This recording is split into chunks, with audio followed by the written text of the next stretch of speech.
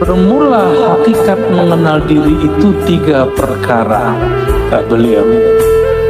Jadi cara mengenal diri itu ada 3. Yang pertama, mengenal asal kejadian diri. Nah, ini langsung diputus. Kalau kita biasanya asal kejadian diri dari tanah, gitu ya. Oleh Datuk Kelampayan ya, langsung dipotong. Asal kejadian diri dari Nur Muhammad sallallahu alaihi wasallam. Nur itu makhluk. Cahaya itu kemudian dizahirkan Allah menjadi 4 anasir. Ada tanah, ada api, ada air, ada udara.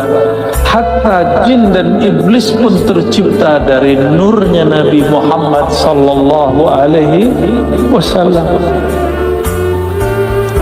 Namun nur yang mananya? Nah, ini yang jadi rahasia. Di dalam kitab Daqaiqul Akhbar, dulu saya mengatakan ini kitab kumpulan hadis palsu. Ternyata di dalamnya ada beberapa asrar ma'rifat yang disembunyikan para ulama di dalam. Mulailah kita sadar, tidak boleh menghina apa saja. Orang pemaksiat pun kita tidak hina, apalagi kitab yang dikarang oleh para ulama. Ya.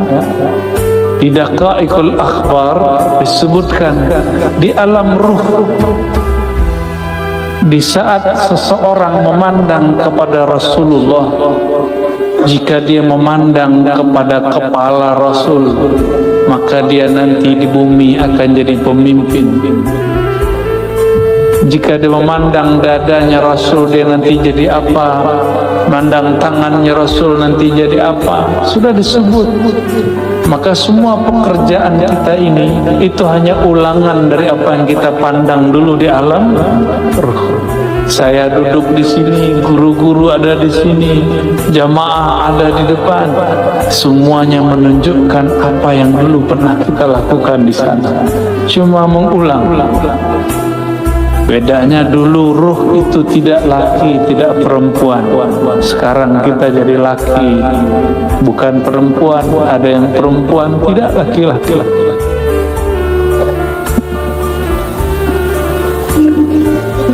Jadi bagaimana cara mengenal diri yang pertama? Kita harus mengembalikan bahwa diri ini berasal dari nur Nabi Muhammad sallallahu alaihi wasallam. Muncullah di situ kalam-kalam ilhami, qudsi. Lagi-lagi seperti tadi, ini ilham yang didapat oleh para wali-wali. Mereka mendengar Rasulullah bersabda di alam rohani, Al-alam minni wa ana min Allah. Alam dariku, aku dari Allah. Maksudnya aku dari hembusannya nafas Allah subhanahu wa ta'ala. Ternyata di kitab Sirrul Asrar pun disebut, yang dinisbatkan kepada Syekh Abdul Qadir Al-Jailani, Al-alam minni wa ana min Allah, dan sejenisnya. Ada kalimat-kalimat sejenis ini.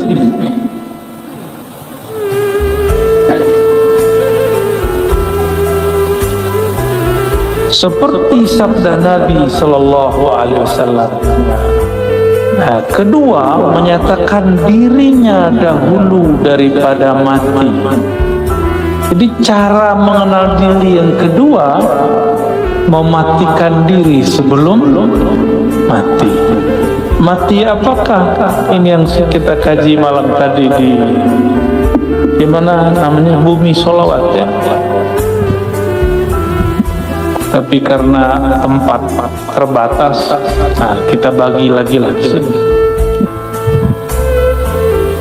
Sebenarnya saya belum pernah membaca kitab ini sebelum, kecuali judulnya.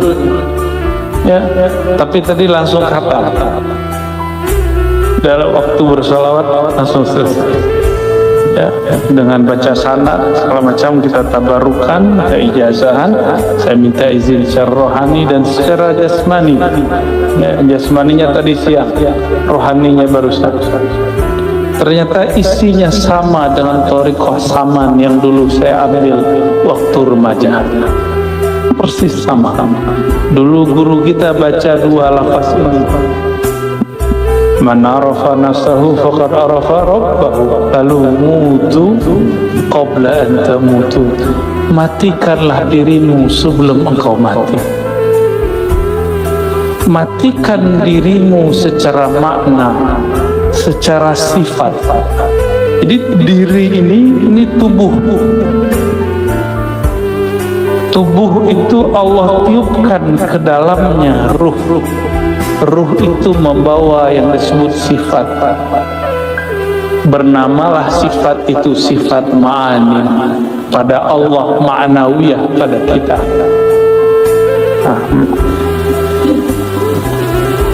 Yang disebut mati maknawi, matikan sifat ma'aninya. Gitu. Sifat ma'ani ada berapa? 7. Coba disebutkan apa aja? Qudrat, iradah, ilmun, hayat, sama, basar. Ya.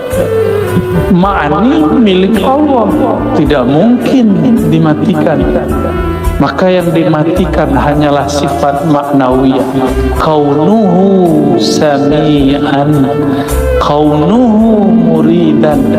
Saya punya sama pemberian Allah. Sekarang samanya cukup disimpan sebagai sifat, tapi tidak diaktifkan mendengar.